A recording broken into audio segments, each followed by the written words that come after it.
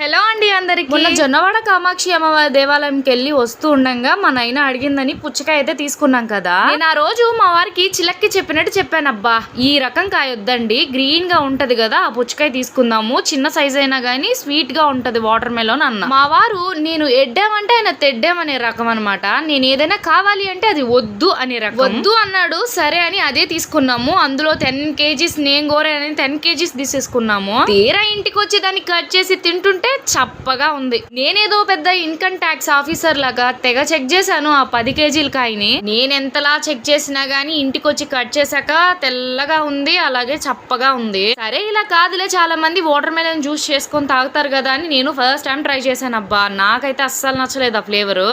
పుచ్చకాయలా తింటేనే బాగుంటది అనిపించింది. ఆ జ్యూస్ ఎలాగో వేస్ట్ అయిద్దని చెరో గ్లాస్ లో పోసి దాంట్లో పుల్ల పెట్టి డీ ఫ్రిడ్జ్ లో పెట్టాను. అది ఐస్ లా తయారైంది. ఐస్ గాని చేసి ఇచ్చామంటే ఇల్లు పీకి పందిరేసేస్తారని చెరో ఒకటి చేసి ఇచ్చాను. సరే ఉంటా మరి, బాయ్.